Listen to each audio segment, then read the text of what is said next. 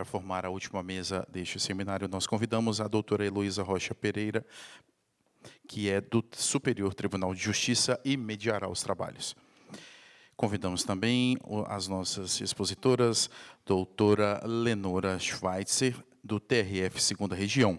Ela é graduada em Direito e Arquivologia, ambas pela Universidade Federal Fluminense.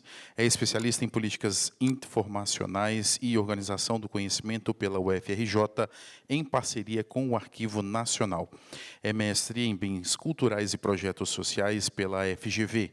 Mestre em Justiça Administrativa pela Universidade Federal Fluminense e doutoranda em História Política e Bens Culturais pelo Centro de Pesquisa e Documentação de História Contemporânea do Brasil, da FGV. Ela abordará o tema Segurança, Acesso e Preservação da Informação. Convidamos também a doutora Natália Tognoli, que é professora assistente no curso de Arquivologia da Unesp, em Marília, São Paulo. É bacharel em Arquivologia e mestre e doutora em Ciência da Informação pela Unesp. Ela apresentará o tema Diplomática, das origens à contemporaneidade. Essa mesa faz parte do eixo político-legal e é um prazer muito grande. Queria agradecer o convite da comissão organizadora para mediar essa mesa, né, e do Júlio, por estar representando o STJ, e cumprimentar as professoras aqui presentes e dizer para vocês que eu acho que nós vamos ter um excelente mês, né? Então, nós, profissionais da informação, temos muito que trabalhar, pelo que nós já vimos no evento. Então, temos tido excelentes palestras, né? E temos que aprofundar mais essas questões que estão atinentes ao documento digital, e, entre elas, duas questões fundamentais, que é a segurança da informação e a diplomática, né? Então, primeiramente, eu vou passar a palavra, para não alongar mais, a doutora Lenora Schweitzer, que vai falar para a gente sobre segurança, acesso e preservação da informação. Deixa eu dar um breve comentário sobre a experiência da doutora Lenora. Ela é diretora de Documentação, Informação e Memória do TRF2, onde ela é servidora desde 87. E a Lenora é graduada em Direito e Arquivologia pela Federal Fluminense, especialista em políticas informacionais e organização do conhecimento pela FRJ, em parceria com o Arquivo Nacional, mestre em Bens Culturais e Projetos Sociais pela Fundação Getúlio Vargas, mestre em Justiça Administrativa pela Federal Fluminense e doutorando em Histórias Políticas e Bens Culturais pelo CPDOC da FGV. E, além disso, é membro do Comitê de Gestão Documental da Justiça Federal, COGED, do Comitê de Segurança da Informação da Justiça Federal, CSI-JUS. Como diz o doutor Marivaldo, a gente adora umas saladas de letrinhas, né? E colaboradora do Programa Nacional de Memória do Poder Judiciário, PRONAM. Eu vou começar falando um pouquinho a respeito, esse é a sinopse do que eu vou abordar, mas eu vou começar dizendo da minha trajetória profissional para que vocês entendam como que eu cheguei aqui. Existe uma particularidade, por isso mesmo eu me sinto extremamente honrada. Eu sou uma pessoa que estou no dia a dia da área também, mas não estive sempre na área administrativa. Eu comecei em 87, como foi dito, na área judicial, mas eu comecei como profissional de direito, como oficial de gabinete e depois como diretora de secretaria. Na criação do Tribunal Regional Federal, eu fui assessora de juiz, depois eu saí para a área administrativa para criar o CCJF, o Centro Cultural da Justiça Federal, que fica ali na Cinelândia.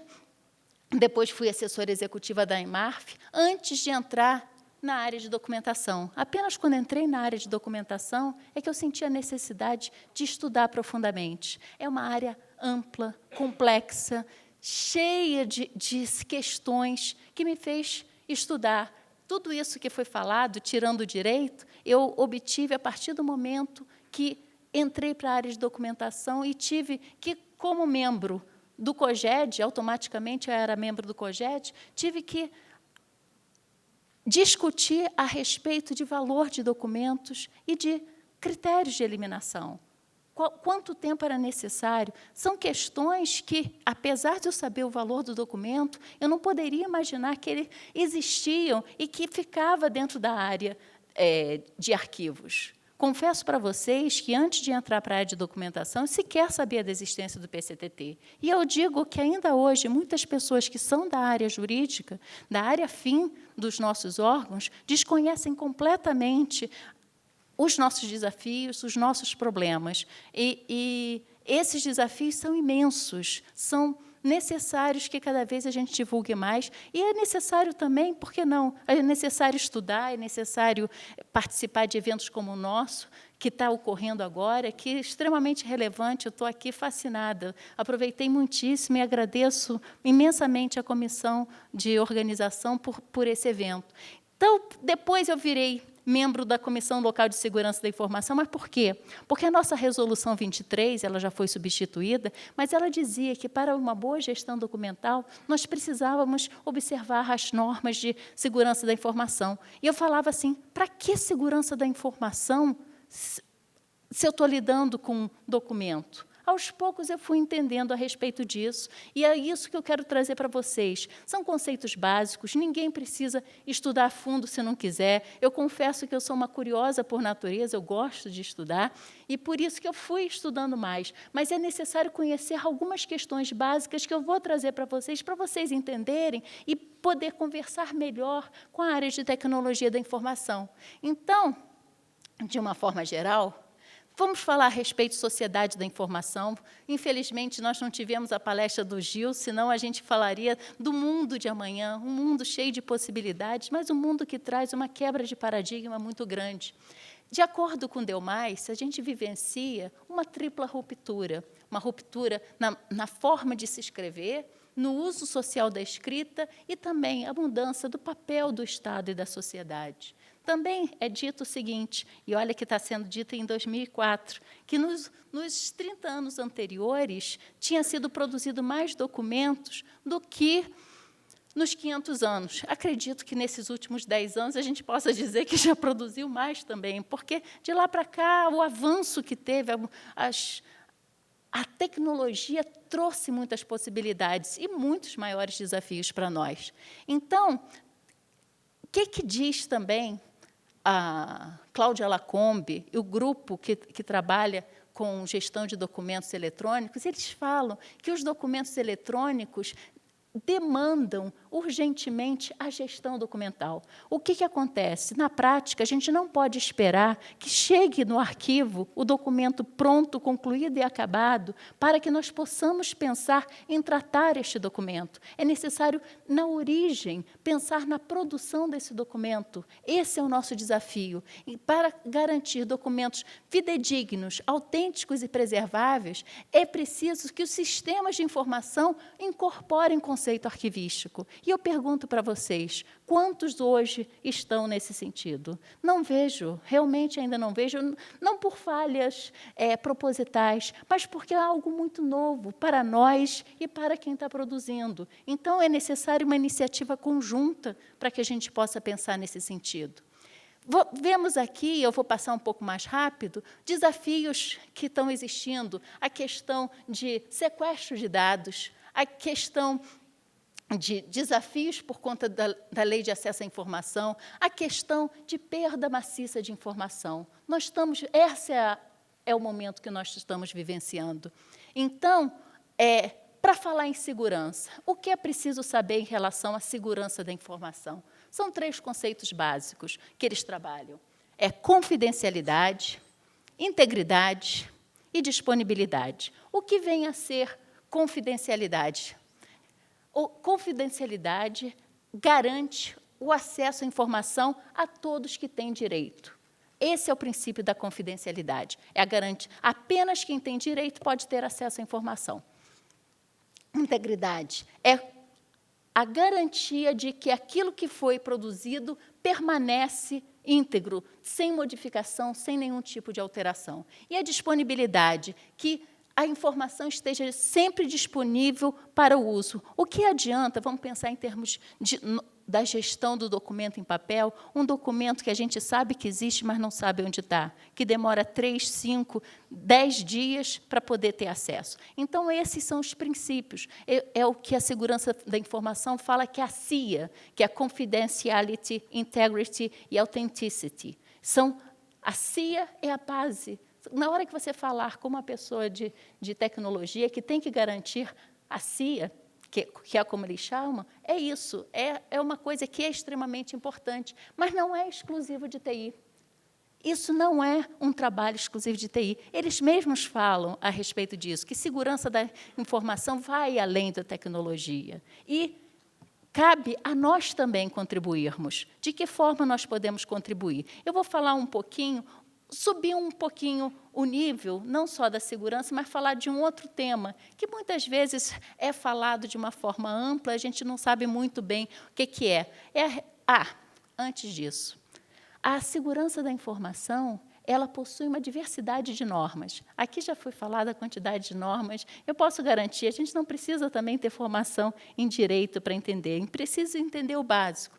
Como normas, eu te digo, existem mais de 30 normas da ABNT que devem ser observadas para a segurança da informação. Particularmente para nós, o que é importante é a 27001, a primeira, é o Sistema de Gestão de Segurança da Informação. Ele fala a respeito do controle da produção de documentos. Então, é importante a gente saber que ele existe, essa norma existe. Apenas, pura e simplesmente, quem tiver interesse de olhar, e vai ver que a gente tem um papel ali para ajudar a identificar a informação que é importante. Existe também a Instrução Normativa 01 do Departamento de Segurança da Informação da Presidência da República. Ela tem como normas complementares 21. 20 é a que é importante para nós, que fala sobre tratamento de informação da administração pública. Fala, basicamente, sobre classificação da informação. Então, isso é muito importante. E cada órgão possui as suas normas específicas. Nós, da Justiça Federal, possuímos várias portarias e temos como matriz a resolução número 6, que está sendo atualizada atualmente. E do Tribunal Regional Federal, nosso, só para fins de exemplificação, para ficar aí, nós temos algumas normas que estabelecem, que é para o nosso dia a dia, que é preciso a gente ter consciência. Só para dizer que existem essas normas, especificamente. Agora, vamos falar a respeito de governança. Governança é um nível mais acima, e é uma coisa que nós também podemos participar, se houver interesse. Se não houver interesse, mas apenas ficar ciente de que, poxa, você está falando a respeito disso, está falando em alguma coisa que vai afetar o meu trabalho no dia a dia. Tem a ver com identificação dos ativos de informação para estabelecer controles administrativos, olha como tem a ver com a gente, administrativos, gerenciais, técnicos, operacionais e físicos para garantir a confidencialidade, integridade e disponibilidade da informação. Tecnológicos nem aparecem aí, né? Por quê? Existe uma diferença. Muitos já deve ter ouvido sobre governança de TI. Não é governança de TI. Embora ambos as governanças elas falem sobre estrutura, processos, comunicação e alinhamento partem como premissa, alinhamento com o negócio, a governança de TI fala sobre a melhor utilização dos recursos de TI. A governança de segurança da informação trata da CIA, confidencialidade, integridade e disponibilidade. Mas alguns conceitos que eu considerei interessante, que se tivesse uma ideia como um todo que existe, a questão de diferença, o que é governança e o que é gestão. Governança é previsão do que deve ser feito através de políticas, através de normas, através de procedimentos, através de estabelecimento de critérios. Já a gestão, essa sim, é eminentemente, basicamente, muito de TI, porque é como se executa. Quem vai chegar e vai estabelecer critérios para firewall, que vai dizer que tipo de criptografia que deve ser utilizada, como que vai fazer a redundância, como que vai ser utilizado sala-cofre, se vai fazer tolerância a erros, isso é de TI. Gestão. Governança, nós podemos atuar se tiver interesse, e nós devemos nos interessar, porque vai afetar o nosso negócio, que é a informação.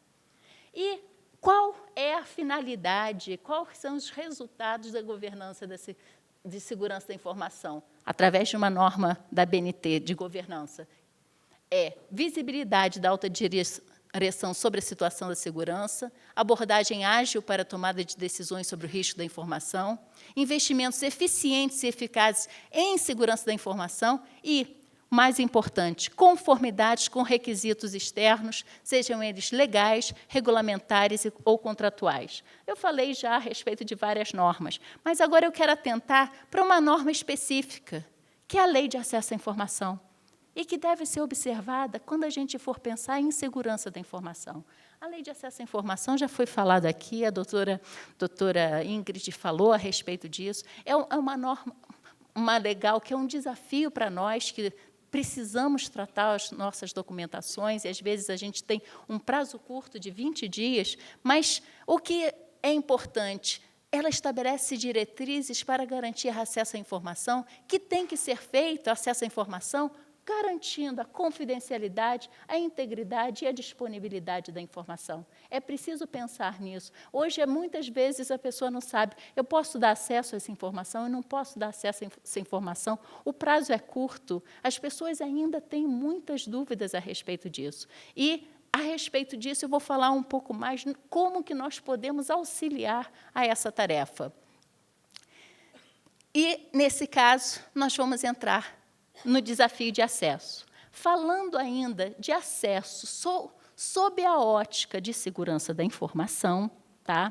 Nesse caso, eu estou focando na segurança da informação, o que eu posso dizer para vocês? Qual é a visão que o grupo de segurança da informação tem sobre o acesso? É isso. Barreiras, castelo, inacessível, e a pessoa que está querendo informação fica bem distante. É essa que é a concepção, inclusive, dos sistemas. É muito comum existir nesse sentido, porque eles têm alguns conceitos do need to know e least privilege. O need to know é necessidade de saber. Apenas aquele que precisa saber é que é dado acesso. E o least privilege é o privilégio mínimo. Você só vai saber aquilo mínimo para você trabalhar.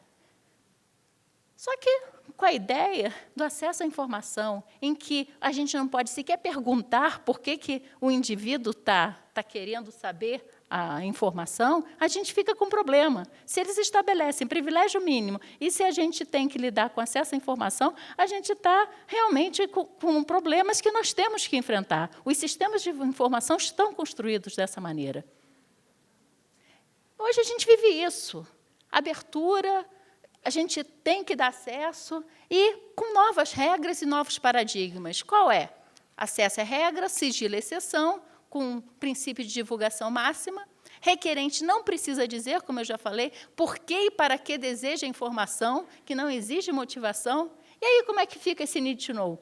Como que fica? Até mesmo nos nossos sistemas, que nós mesmos não temos acesso a várias questões, porque é de uma área, é de outra e tudo mais. Onde é que está o direito de acesso à informação? E sistemas internos nossos que a gente opera. Nem todos são sigilosos, só que não foram construídos dessa maneira. A hipótese de sigilo são limitadas e legalmente estabelecidas. Divulgação proativa de informações de interesse coletivo e geral. Eu posso dizer que, por conta de não ter sido estruturado dessa maneira, o pedido de acesso à informação é imenso e variado sobre várias questões que, muitas vezes, a gente sequer sabe onde se procura. É um desafio que a gente vivencia, e com prazo curto. E criação desse procedimento, então, já falei a respeito do prazo. Uma coisa que eu queria que vocês observassem é o seguinte: essa norma complementar 20, dentro das questões legais, ela utiliza como base a Lei de Acesso à Informação, 12.527, e também a 8.159. E pasmem aí que ela fala do 8.159, ela está sabendo, mas coloca como 2001. Ouviu o galo cantar, mas não sabe muito bem onde, né? Então, a última reunião que eu tive com o DECI, que eu falei assim, vem cá, conserta isso, porque está errado. Eles ficaram, não, pelo amor de Deus.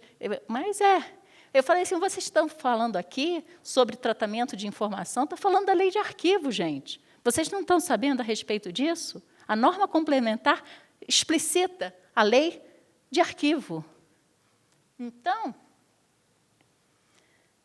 Vamos falar agora um pouquinho de preservação, ainda um pouco sobre a ótica de segurança da informação, mas entrando também num outro ponto, a respeito de princípios, políticas, estratégias, e que nós vivenciamos alguns desafios básicos, desafios tecnológicos, desafios de acesso e desafios de interpretação. Foram notas que eu tirei toda a parte que eu ia falar e resumi num único slide.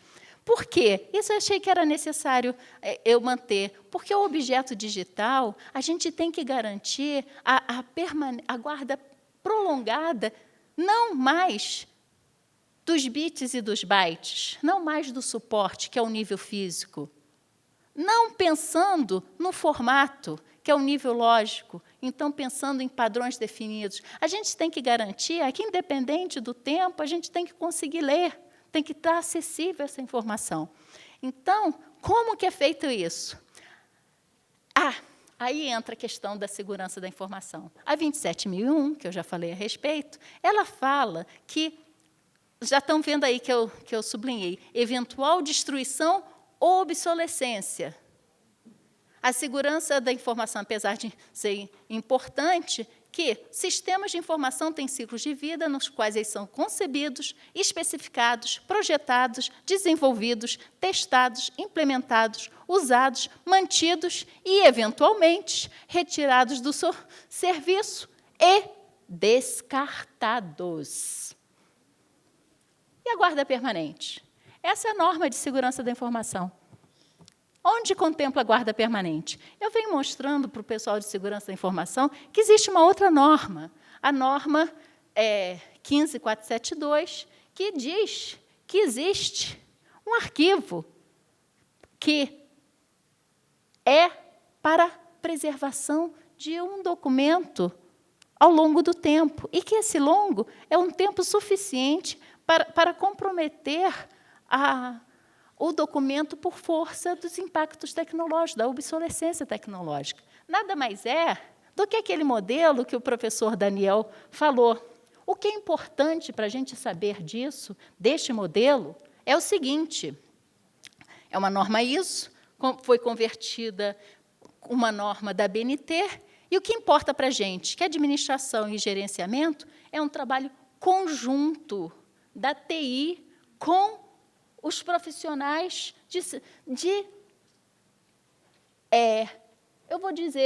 vou atrever a dizer, de ciência da informação, da arquivologia, sim, mas que pense também de uma forma com objeto digital. Então, aqui eu coloquei com arquivistas, mas tem espaço, porque o desafio é grande e cabe para todos, pelo menos essa é a minha visão. Então, por que isso? Porque, além dos metadados de preservação, são necessários metadados descritivos.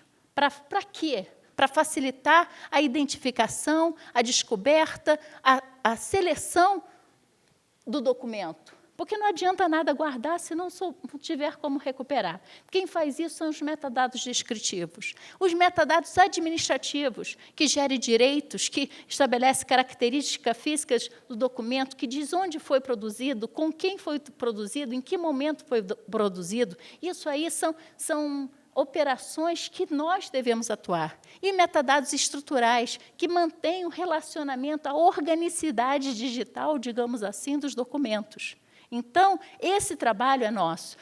CIP, SAP, SEI, sei lá como é que é, não é importante para a gente. Não precisa se preocupar, a gente precisa se preocupar com isso. Nós precisamos contribuir não só para isso, mas também para mais uma coisa. Existe uma série de políticas. Eu não vou falar a respeito de todas elas, mas é preciso que observe determinados critérios. Esses critérios já foram estabelecidos em 2002. Tá? Essa apresentação vai estar disponível, vocês podem olhar um a um, mas, em princípio, você quer manter padrões, padronização, você quer pensar quem vai guardar, você quer pensar a respeito de estrutura organizacional, se esse organismo tem condições de manter a documentação, se existe uma sustentabilidade fiscal que dê garantias para que outras questões não modifiquem os dados. Uma adequação tecnológica e de procedimentos e políticas de segurança e respostas a incidentes para fim de documentar e comunicar os incidentes ocorridos ao arquivo digital. Isso aí são coisas que são importantes. E, por fim, políticas, práticas e desempenho que possam ser auditáveis e mensuráveis. É nisso que nós precisamos tratar quando a gente fala de repositório, pelo menos segundo a minha visão. Então, de uma forma geral, vamos voltar à Lei 8.159. Não vou falar aqui o que vem a ser gestão de documentos, embora depois vai ser interessante, mas o que é importante? Que o programa de gestão de documentos ele tem três práticas que são essenciais: identificação, classificação e avaliação. Isso que nós temos, independente do mundo tecnológico que nós estamos vivenciando, é isso que conta, que continua contando. É esse nosso papel, continuar e, principalmente, eu sustento, classificar. Por quê? Porque, sem uma classificação, a gente não sabe dizer o que é ou não sigiloso. Sem classificação, a gente não sabe dizer se deve dar ou não acesso. Sem classificação, a gente não sabe dizer se deve ou não ser guardado. Continua sendo a origem, a base, o que é necessário para nós, classificar. Aí eu entro num tema, novamente, dentro da segurança da informação, que é a classificação da informação. Existe determinação para que todos os órgãos tenham uma política de classificação da informação. O que vem a ser classificação da informação? Para nós, vamos dizer, Schellenberg é a base para a administração de documentos correntes e todos os outros aspectos de um programa de gestão documental. Para nós é isso. Para a segurança da informação, classificação da informação tem a ver com valor, requisitos legais, sensibilidade e criticidade. Diz ainda que a forma de controle é através de um esquema de classificação da informação. Hoje, o que é utilizado? Esse esquema se é sigiloso, se é secreto, é pura e simplesmente isso. Não dá conta, segundo as normas deles mesmo, o valor, requisitos legais e a própria criticidade. Eles só pensam em termos da sensibilidade. E eu venho conversando bastante com eles a respeito disso e tenho atentado. Valor. O que é um valor do documento? É o que a gente já faz. É um plano de classificação e a tabela de temporalidade estabelece o valor desse documento. Os requisitos legais é porque esse documento ele é guardado. Porque ele é um arquivo sob a concepção arquivística da palavra. Porque ele foi produzido ou recebido para prova de uma ação. Então, ele tem que ter um requisito legal, porque, senão, por que guardar, se não é uma prova de ação? Esse que é o princípio. Então, os requisitos legais é para saber por que se guarda e quanto tempo se guarda. Para isso, nosso tribunal vem realizando análise diplomática. A análise diplomática do documento, a tipologia documental, vem sendo encontrando a solução. Nós nos valemos, e por isso eu gostei tanto de eu estar dividindo a mesa com uma especialista em diplomática, a gente se vale de uma análise diplomática para verificar como e por que esse documento é produzido. A gente identifica a sua classificação segundo a nossa tabela, por que ele é produzido, qual é o requisito legal, a gente identifica os indexadores, os descritores, a sensibilidade, a criticidade, o tempo de guarda. Isso permite, com isso, gera-se metadados para a produção de um documento arquivístico dentro de um sistema de informação. Eu defendo, e vou continuar defendendo, que apenas através desse tipo de metodologia que a gente vai conseguir efetivamente controlar a produção de documento. Senão, a gente vai ficar sempre correndo atrás. E vou dizer uma última questão que eu acho que é relevante para vocês. norma da ABNT 16167, que fala sobre classificação da informação, ela fala a respeito de ciclo de vida da informação, que a 27001 fala. E observem vocês, o que vem a ser o ciclo de vida da informação?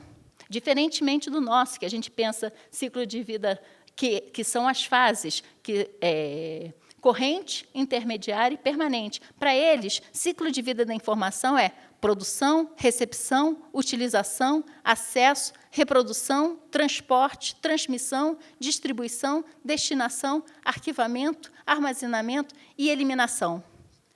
Se a gente começar a olhar, gente, isso é gestão de documentos. Compara um com o outro. Eles estão falando de ciclo de vida, a gente está falando de gestão de documentos. Na hora que eles falam de controlar o ciclo de vida do documento, não estão falando do controle das fases, não. Para eles são fases, para nós são procedimentos. As nossas fases são corrente, intermediária e permanente. E o que falta nesse conceito? Avaliação. Mas eu digo o seguinte, no conceito, na norma complementar 20, não está faltando. Embora ainda fale de fases, ele conta de classificação e fala em avaliação. Não sei como o pessoal de segurança da informação vai fazer isso, sem a nossa ajuda. É preciso a gente trabalhar junto. Então, avaliação, então, nas nossas fases, a questão de ciclo de vida, que nós temos as nossas fases específicas. Enfim, gente, eu vou à conclusão, tentar terminar um pouco mais cedo. A gente está vivendo novos desafios, também velhos desafios. Os desafios, no final, continuam sendo os mesmos que Mabion já enfrentava, que é a produção de documentos fidedignos, autênticos. Nós temos seguros, acessíveis, recuperáveis e preserváveis. Nós temos que observar que a Lei de Acesso à Informação, que é uma obrigatoriedade para nós, estabelece o sigilo como exceção e que nós hoje produzimos documentos sem esse controle, que a informação tem que ser... tem que valer independente do sistema. Num sistema de uma maneira, no outro sistema na outra, não. A gente tem que manter a integridade dessa informação. A gente precisa pensar que nem todas as informações devem ser mantidas ao longo do tempo. Então, classificar é essencial para eliminar. Não é porque o argumento que eu ouço assim, storage é tão barato. Concordo, storage cada vez é mais barato. Eu tenho 1 terabyte que não custou R$200, R$300, seja lá quanto for, é barato. Agora, vai achar o que está lá, vai saber o que está lá. Então, posso te dizer o seguinte, comprei agora um appliance da Google, custou 4,5 milhões para 3 anos, para 10 milhões de documentos. Então, isso que é caro. A recuperação da informação, que é do nosso conhecimento, que depende de tratamento da informação. E que classificação da informação, que uma política de classificação da informação é muito mais do que sigilo. É valor, requisitos legais, sensibilidade e criticidade. E isso não está sendo observado por ninguém, nem por nós, nem pelo pessoal de segurança. Por fim, é preciso, não adianta a gente falar em repositório se a gente não tiver como produzir o documento já de uma forma que possa ser incorporado. O professor Daniel Flores falou, tem que ser puxado de um CIGAD. Se nós não temos um CIGAD para produzir um documento, pensar em fazer repositórios digitais, eu sei que a gente está tentando fazer isso. É em vão, porque nós não temos esses documentos identificados, mapeados, classificados. É em vão, é mais uma ferramenta tecnológica. Eu digo que é a pílula mágica de emagrecimento. A gente quer o resultado sem pensar exatamente no trabalho, que é dieta e exercício físico. E para a área de arquivística é identificação, avaliação, classificação.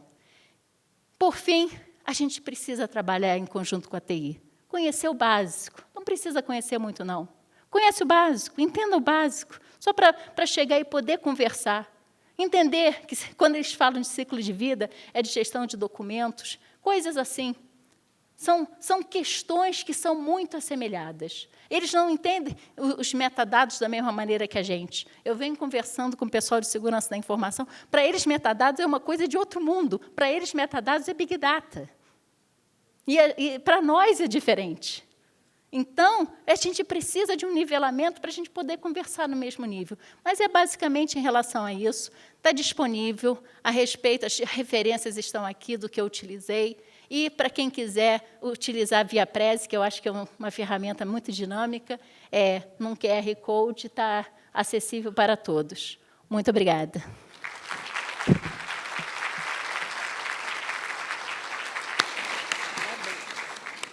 Muito obrigada, doutora Lenora.